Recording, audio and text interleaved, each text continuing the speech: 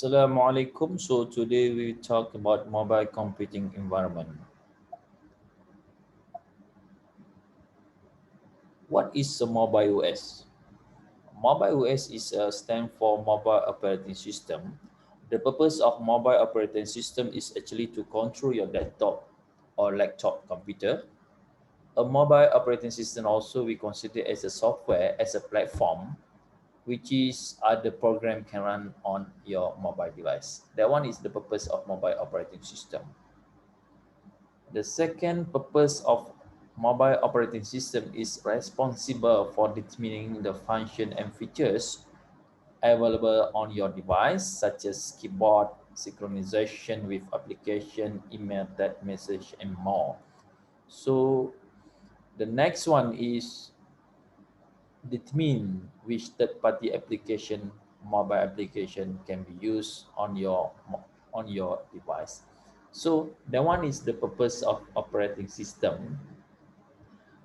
If you compare to laptop, desktop, and also your mobile device, actually we have a few type of operating system. For example, like say you are a Windows users, maybe you are very familiar with Windows 10, and so on. So if you are MacBook user, maybe you are very familiar with Catalina OS and everything, something like that. And if you are mobile device user, so you are very familiar with Android and also iOS platform. So that one is the example of operating system. This is the existing mobile device. You can see that this is the existing mobile operating system. We have iOS, we have Android, we have Windows, we have Chrome. So this is the standard or the common operating system for mobile. According to the statistic from 2009 until 2020, so this is the users based on various type of operating system. We have Android, we have iOS, Series 40, Symbian, Samsung, Unknown, BlackBerry OS, Windows, Sony Ericsson, Bada, others, and also Nintendo 3DS. So this is an example of operating system. As you can see here, the highest one is of course Android users. The second one is iOS. This is the statistic actually from 2009 to 2020. So most of users are actually quite familiar with Android platform. And what is Android platform? Android platform is an operating system uh, introduced by Google, and also we can consider as a free software. But this is a very familiar Android platform. So we have a we have lot of user quite familiar with Android platform. And this is the second platform, the second highest iOS platform. So iOS platform is actually owned by Apple. So everybody know actually iOS platform is a very familiar with Mac or Apple. So in terms of price, of course, iOS is more expensive compared to Android platform, Android mobile device. So that's why most of users choose Android as their mobile device because of the reason is actually in terms of pricing. And the next one is a window platform. This is quite common based on the statistic you can see here. The number of window, that one is the average. Only 1.2% user using window platform. This is the why I choose the top three. I choose the Android and iOS because the number of percentage user. The first one is of course Android. The second one is of course iOS users.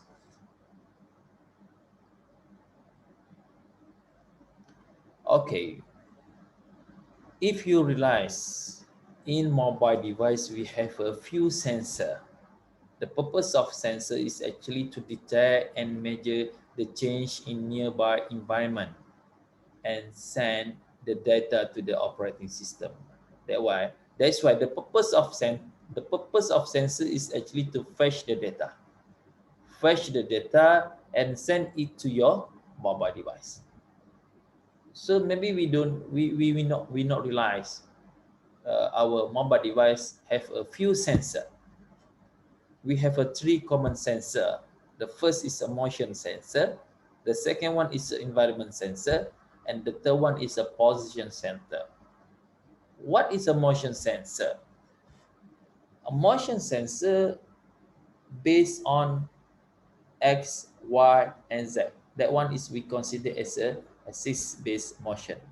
So the category or the example of motion sensor such as accelerometer, gravity sensor, and gyroscope sensor. So that one is the example of motion sensor.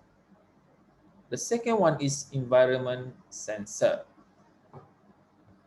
The example of environment sensor such as air pressure, temperature, light, and humidity. So that one is the example of environment sensor. Position sensor such as air pressure, temperature, light, and humidity. So that one is a quite similar like environment sensor. Okay, this is a few example of smartphone sensor. We have a few sensor: ambient light sensor, ambient temperature sensor, air humidity sensor, fingerprint sensor, NFC sensor, and proximity sensor. What is ambient light sensor? This is example of ambient. As we can see here, in our mobile device on the top on the on the top side we have ambient light sensor. The purpose of ambient light sensor is to detect the light around your and send back the data to the operating system. The purpose is to the purpose is actually to measure the brightness of the operating system. So that's why in your top in your for example this is for Apple phone, iPhone, you can see that on the top side we have a ambient sensor. Maybe on the Android side, maybe the different position for the ambient light sensor. The second one is the temperature sensor. You can see here we have a temperature sensor. Through your mobile device, is actually we can detect the temperature. Either that one is the high, maybe the low temperature. So this is existing sensor in your mobile device. The purpose of temperature sensor is to detect the temperature around your environment. Let's say you go to London, for example, maybe the temperature is low compared to the Malaysia or Indonesia. So that one is the purpose of ambient temperature sensor. The third one is air humidity sensor. You can see here the purpose of humidity air humidity sensor is to detect the humidity around your environment. Mostly, this sensor is help in some advanced fitness application. So, this is the purpose actually. You can see that based on this figure, we can see the humidity sensor, we have a 30.1. So this is a measurement of the air humidity sensor. Fingerprint, that one is a very common. For example, most of mobile device right now have a fingerprint sensor. The purpose is for the security purposes. And let's say if you want to enter your mobile phone, you need to scan your fingerprint, and let's say your fingerprint is valid, so it means that you can access your mobile device. Like say your fingerprint invalid, you can't access your mobile device. That one is one of the purpose why fingerprint right now is quite familiar, and at the same time fingerprint sensor is quite important right now because of the security purposes. NFC. NFC is actually stand for near field communication. So the purpose of NFC is actually for payment application. So we can see that in your mobile device is actually have NFC reader. We can check either our mobile device have a NFC or not. That one is only features. Like say you have a NFC features, you just need to enable that function.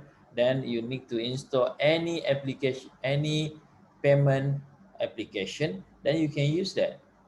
The interaction between your mobile device and a machine to detect the NFC sensor.